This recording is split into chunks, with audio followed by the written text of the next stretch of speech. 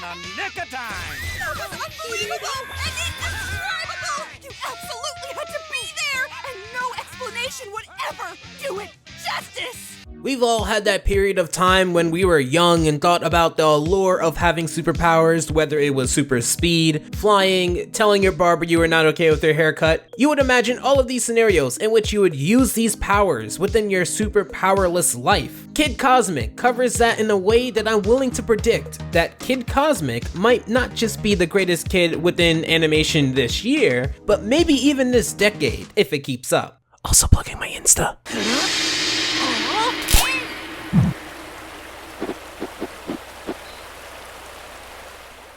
The show is created by Craig McCracken, yes, the Craig McCracken, and like with every show he's been a part of, the main character has a simple goal.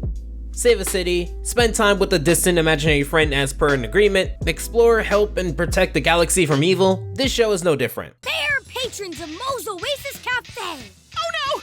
Oh yes! I've stumbled onto something big!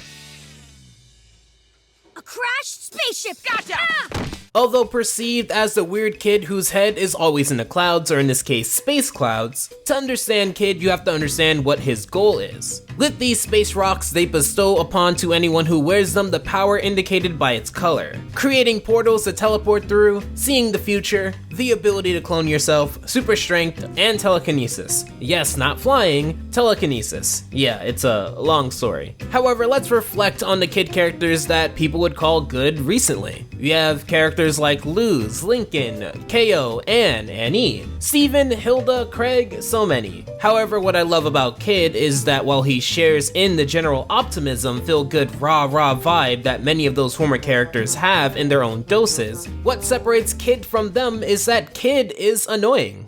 Stop it, Rosa! But it's playtime, friend. No, it's not! You ruined everything! You set Chuck free, you took my rings, this is not playtime! And I am not your friend!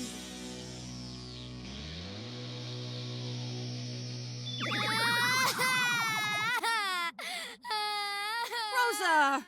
Take the second episode for example. Within this episode, Rosa, shown crying and running away, would take the redstone, which makes her massive and gives her super strength. Joe, who is generally seen as the mature one of the group, would simply instruct Kid to wear her out rather than trying to fight her, as you won't be able to get anything done fighting against Rosa. Kid, however, sees things at his level, which is that he wants the ring and he doesn't want to play. He often wants a lot of things on his terms. He's very selfish and has a very strict way of viewing his adventures as a superhero. Throughout the first half of the season, you see him with comics, seeing how these written characters operate under ideal conditions or just better conditioning. And Kid wants to skip all of that boring training, learning, reflecting, and get to the point where he's just as good as the heroes that he reads. It's in that way that he's not just annoying because he's stubborn, but he's annoying because he's incredibly selfish and unapologetically arrogant. There'll be times where you see Kid as insufferable. However, the balancing factor is that like a kid, especially one as untrained and full of himself as Kid is, he actually really isn't that good, and the show doesn't let you forget that. Take the fourth episode, Kid Cosmic and the Local Heroes, for example. Within that, it revolves around a tradition Kid has started where after each successful battle, the most valuable player receives a Medal of Honor. You'll notice that almost each hero would get a medal, from Rosa to Joe to Papa G and the cat. Yes, a cat has one of the rings, and yes, it is the one in which you see into the future. While Rosa often brute forces her wins due to her big size and natural lack of fear when getting into these situations, due to them being labeled as playtime, the others would get their medals as well due to either good thinking, good timing, or good teamwork. The only person who wouldn't is Kid, and you would see it all over his face. Today's Medal of Heroism for Heroes winner came through at the last second to save us all. I don't know what we would have done without him. Bravo! Bravo! Although ultimately appreciative of the help that he gets, Kid wants to be the center of the reason why it all works. He often refers to his teammates as sidekicks, a la Kid Cosmic and blank blank, much to the eye-rolling of Joe. In fact, a lot of times, his pride gets in the way of critical thought the way that a lot of kids can be, and the best example I can give is the turning point right at the end of episode 5, Kid Cosmic and the Big Win. If you remember within the previous episode, everyone was getting wins except Kid, but towards the end of that episode, you would see Papa G clone himself into becoming most multiple robots to quote-unquote fight Kid and give him a victory, thus a medal to boost his self-confidence. Stuck Chuck, one of the main antagonists that you would see often throughout the season, would use this knowledge on Kid, diminishing his value towards the team and hitting Kid where it hurts. The idea that he can never be a hero in the way that he reads about and thus he needs help. It's basically the superpower version of letting your younger sibling play with you only to play a little less competitive or unplug the controller so that they think they're playing. The intent is to make them feel like they're on the team, but keeping them in the dark only works if they never see the light. The robots aren't dead? The robots aren't even robots? They're Papa G? It was fake? But why? Why would they lie to you?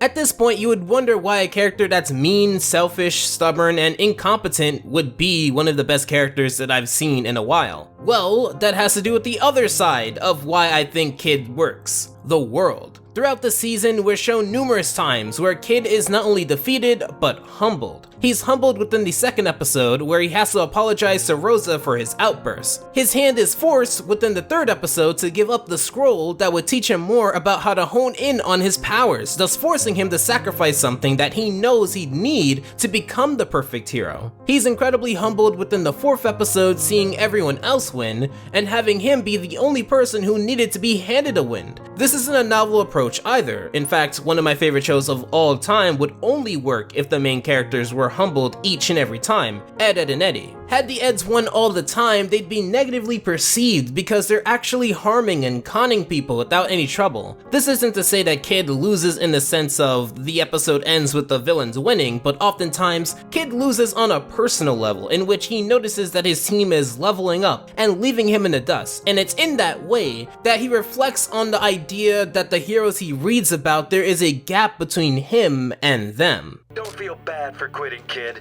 Your comic book heroes do it all the time. Though it is a shame to waste such a good, tragic origin story. Oh, all your heroes have them. Exploded planet, lost love, dead uncle. Or maybe a car accident on Route 70.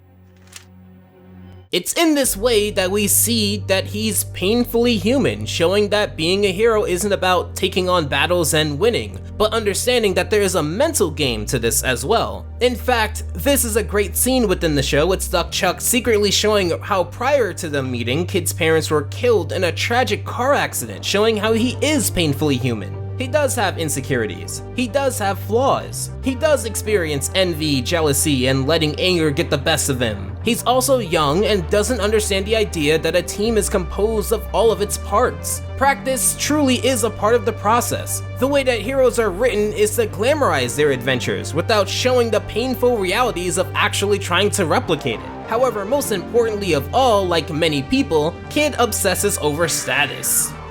No one believes I can do anything right. I just want a chance to prove I'm more than Just the weird kid down the road. With these powers, we can finally stop bad things from happening. Besides, people like us never get a chance to have adventures like this. While I often do enjoy many of the characters I listed before, I noticed that there was a natural limit as to how much of a kid they truly can be. Think of it like a lever, where on one side you have those preferable main character traits: optimism, spirit, heart, kindness, humility, and then on the other side you have the uglier side of younger characters: insecurities, arrogance, the annoying kind of persistence, ignorance, naivety.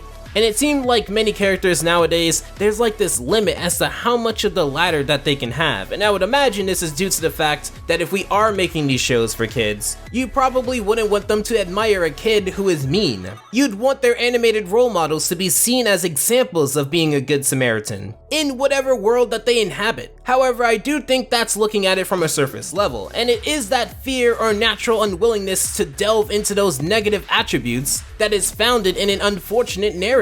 I do get annoyed with Kid's actions. I do get frustrated with how he doesn't want to be a part of something bigger than himself. I do think that Joe would be the better leader. However, there is something to seeing him face these threats with an undeserved cockiness, maintaining the spirit of the team with a dash of arrogance, and treading this line of being adorably naive but also bitterly ignorant that makes him refreshing. Like there isn't this natural kickback towards letting him be seen as annoying. Craig and the team seem to be confident that Kid is a different character. He's not meant to be seen as super nice, helpful, and humble. There's a lot of those kids already. Kid is Kid through his highs and his lows.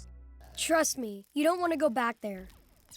You're not gonna win, you're not gonna get the stones, you're just gonna mess up. Kid is different. He's interesting. He isn't trying to impress me by being a good person, but rather by being a good hero who ends up becoming humbled into becoming a better person, unbeknownst to him directly acknowledging that. It's rare that I get to see the main character experience so many different emotions and be given the liberty to have them be at the detriment of the perception of him. Or in simpler terms, everyone is okay with letting Kid be seen as an annoying kid, even if it would annoy the viewer. Give it time, give it development, and I think within a few years, we could possibly see Kid up there as one of the better characters that we've seen in a long time. It actually reminds me a lot of what didn't work in Crash Nebula, the idea that this kid who was running around having his problems that he solved in such an unconvincing way wouldn't be so engaging. The world around him sucked because they weren't really justified or even entertaining in the way that they didn't like Crash. And most importantly, one of my biggest pet peeves within Crash Nebula when I reviewed it, they treated all aliens as one, as if they all knew each other despite being so different. Contrast that with this show, and you can see that they treated aliens as their own separate forms of life that don't all know about each other and have separate goals, as said within episode 1. Foolish Earthlings! You think there's just one bad guy? Those stones possess powers that every evil being in the universe would kill for! As soon as they realize the stones are here, they'll all come to this weird little planet to fight a cosmic war to get them! Your Earth is doomed!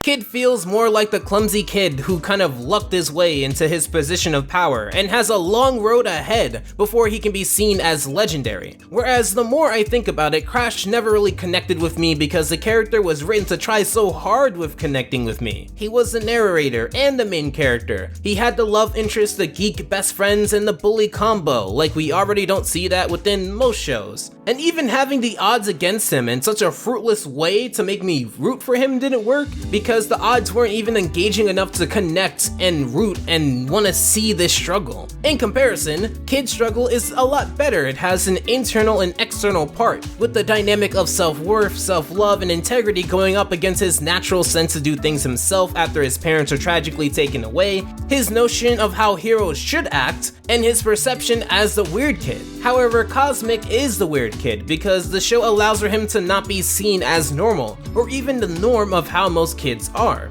And I have hope that he'll be up there with the greats within the next few years if we support the show. If you're interested, you should watch it. It's on Netflix. I definitely have to cover this show more, but until then, thank you so much for your time. Take care. Alpha out.